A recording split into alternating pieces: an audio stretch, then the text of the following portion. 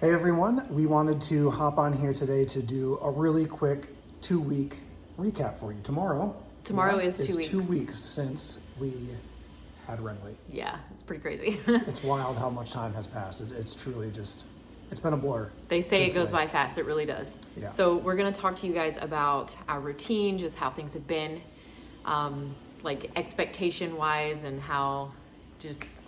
Yeah, I mean, spoiler alert, we're tired. We're very tired. So if we seem a little scatterbrained right now or you see us lose our train of thought, well, that's why.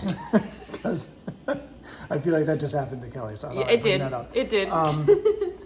It's been interesting. It's been an adjustment, I think. And part of that adjustment has been trying to figure out how we can work together to make sure that we are developing a good schedule and routine for Renly, so she's getting food at the roughly in the same time frame, she's getting sleep in between those time frames, and we are also getting to eat and getting to sleep. So it's been interesting kind of navigating, I guess, just how we do that. Yeah. So okay, speaking of sleep routine, I'm gonna dive into that first. So what we have been doing, and it's been working for us for right now. For now. So we have her bassinet. She's actually sleeping right next to me in the bassinet right here. So we have her bassinet set up in our living room. That way at night, one of us will sleep next to her on the couch. So if she wakes up for feeds or diaper changes or anything like that, the other person will be in the bedroom, and then whoever is sleeping in the bedroom can hopefully get some uninterrupted sleep. Hopefully. And we've been doing shift work lately with that, and it has been helping so much. Yeah. So much. And some nights are better than others. Sometimes she sleeps pretty well.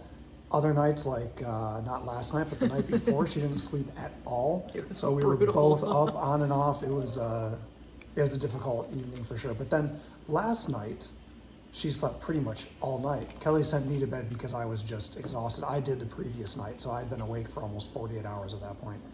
And last night she slept perfectly. So I went to bed, and I actually woke up this morning at 8 or 8:30 or so, and was very surprised that I was still in bed.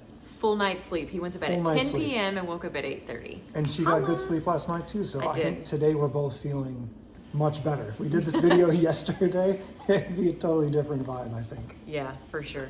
But she is feeding, I'd say, every 2 to 3 hours. I am breastfeeding. That's been a very big question. So I am breastfeeding. My milk took about 5 days to come in. So we were supplementing with some formula at first because I wasn't producing yet. My milk still hasn't come in case you're wondering about that. But that whole thing, I'm going to dive into that a little bit as well. I actually filmed something yesterday. Yeah. So we'll piece it together, but right. Well, we can actually just clip to that right now. We have a little piece that Kelly filmed of kind of how that process has gone for her. It's been a little bit of a challenge. It has been a challenge. Okay, so that's going to happen right now. Giving her a bottle of my breast milk currently. Yeah, I really hope that I can get this down because this is getting really, really frustrating. But her little squeaks are the cutest. Breastfeeding is hard. I'm not gonna lie. Most of my breakdowns have been over breastfeeding, and she will only take it if I have this nipple guard thing that I've been using. It's like training wheels. I'll show you more in depth, but she will only take it if I have that on. And then I feel like she doesn't get enough, so she's still hungry, and it's like at least an hour-long process. But I'm sticking with it. I'm determined to make this happen. It's happening right now. But I'm tired. I'm really tired. I really don't even know what to do to get her to latch. I do this method, and then I also have been pumping. Probably, I don't know, I'd say every 3 hours or so I've been pumping. And that way, at least Cody can help me with some of the feeds. So I can put the breast milk in the bottles, and then he can help me, or I can just give myself a break. But that is what we've been doing lately. It's working. She's getting fed, and then whatever I'm unable to produce for her, we've been supplementing with some formula, not really a lot, but maybe I'd say about 1 bottle a day of formula, maybe 2. But yeah, breastfeeding is hard. It is what is today? The 23rd? Oh my gosh. Mom life. Yeah, it'll be 2 weeks. She'll be 2 weeks old on Friday, so 2 more days. So, yeah. This is where we're at right now. Everyone says give it 3 weeks. I'm trying. I'm really trying. Where are you going? I swear, Cody and I call her our little inchworm because anytime we try to burp her like this, she just inches up like into my neck or like this. I don't know. But yeah, so after the feeds, we burp her.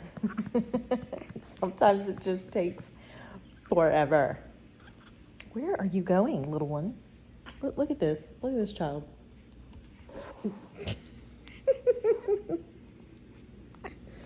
Oh, man. She's a strong little one. This is exactly what I was just talking about. So I sat there and nursed her for about 35, 40 minutes. And then I put her down, try to burp her. And then she starts putting her hands back in her mouth, which means she's still hungry. So now I have to go to the fridge, get refrigerated breast milk that I pumped earlier this morning, and heat it up and give it to her. So it's just like, gosh.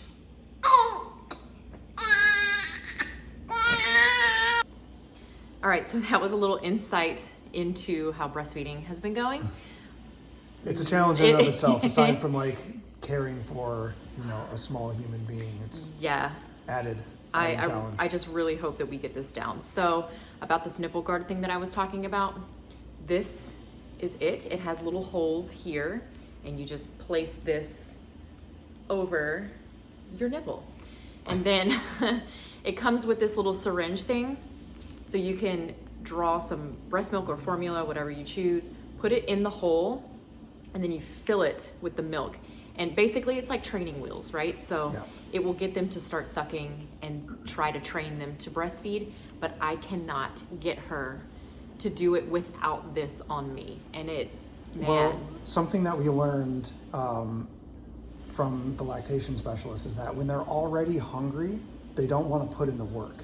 So the bottle is going to be a better thing for them to do at that point in time. But if you're waking them up actually before they wake up from hunger, and you can then start to get them to do it, they have the energy to do it. They don't need food instantly, so they're going to be more patient with the process.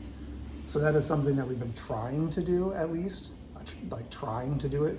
Obviously, it's hard to wake her up because we want to let her sleep because that's when we sleep. Because we have things we need to do too. But that's been a good piece of advice.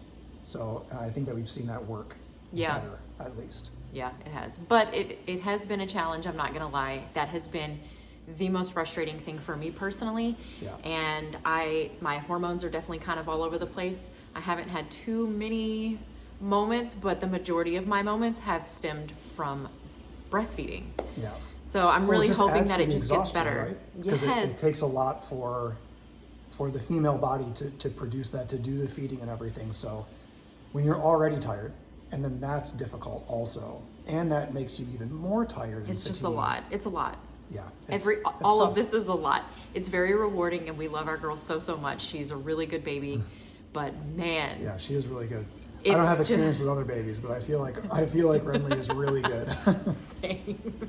We actually have some questions that we were asked on Instagram. We did a poll. If you guys don't follow us on Instagram, I'm going to put it up here above Kelly's head, right here. You can follow us there. We do Q&As and things like that. We share a lot of things on that page that we don't share here as well. So maybe we just go through a handful of these. Again, a lot of these were postpartum, right? Yeah, so, I've decided to just make a separate video on postpartum because I feel like that's going to be a lot of information. Yeah. So that will be my next video. The majority of the questions we got were postpartum related. So what we'll try to do is just go through like a handful of these and just touch on the ones that are actually more about the routine and like kind of how things are going right now. So actually we have a good one here on the first screenshot that we have. Do you vacuum while the baby is sleeping so she can get used to noise? We actually don't really limit the noise that we make while she's sleeping because we don't want her to be super sensitive to the noise or any noise at all to where she just wakes up all the time. And like I said, she's been sleeping in the living room. So our kitchen's right there. I'm always banging around in the kitchen. We have vacuumed. She's we talk at normal literally volume. right next to us right now. Yeah. We turn the So- TV on, so 100% we're trying to get her used to that. And we also have a sleep machine, the Hatch, which is pro, Yeah. by the way. Highly recommend that. If you hear that noise in the background at all, that like light white noise sound, It's the Hatch. it's waves crashing. What did you not expect about parenting?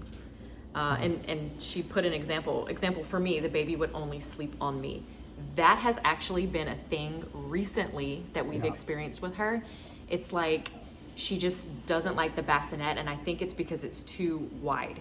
So she likes being More in confined. Yeah. Yeah. Which makes sense because when they're in the womb, that's how they are, and they're all used to being Right. nice and warm and cozy in there. And if she sleeps on Kelly, or if she sleeps on me even, I have to hold her with one hand, otherwise she'll get all squirmy and start like inching around. Yep, but But- that has been a thing, Yeah. and we are really trying to get her to fall asleep in the bassinet and not on us because, like, Yeah. we can't do that forever. No. But I mean, But sometimes good. it's really She's good. sweet. And it is fun. Like if we're watching a movie or something, I don't mind. She can just Yeah. sleep on one of us. Actually, the same girl asked, what has been the most surprising thing about becoming parents? I'll go first. I think the most surprising thing for me is that I just have this like subconscious urge to check on her. And I don't even like think about it. I don't think to myself like, oh, I should probably check on Renly. I just find myself doing it.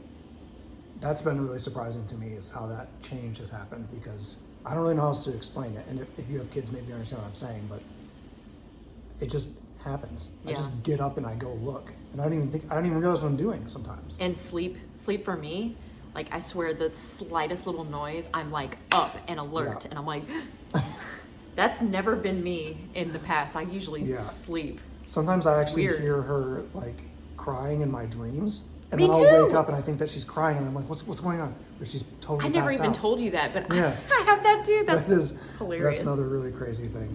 Sharing overnight duties. We kind of talked about that one already. We try to split it up as much as we can. Initially, trying to let Kelly sleep all the way through the night to maintain her schedule, help with her recovery and everything, because recovery requires rest, and I wanted her to sleep a lot. And I thought I would just allow myself to get tired and I would deal with it. But now, after a couple weeks, I'm starting to run real low on energy, and I've had some tough moments because I've just been so tired. Right. So now we're We- rotating. We're Yeah. trying to take shifts instead And- of me just doing it. As sweet as that is, and Cody has been taking such great care of me and such great care of our daughter, it is also important for him to get his sleep so that he can help me and Yeah. take care of me during the day, especially while I'm recovering. So Right.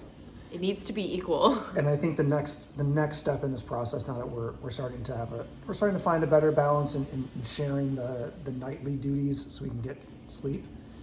Next step for us in balancing will be to find time for us to do things for ourselves and together, the two of us. Yeah. What is your baby schedule? I feel like that's probably more directed towards feeding. That's more a question for Renly. She can probably answer that better for you than we can. As far as schedule, we try to feed her every 2 to 3 hours, unless she's just absolutely passed out, then we don't really want to wake her up. Right. And the pediatrician also said don't wake her up. But I mean, I guess that's really it. It's like The- she's the on ba- like a the 2 to baby 3 hour schedule schedule.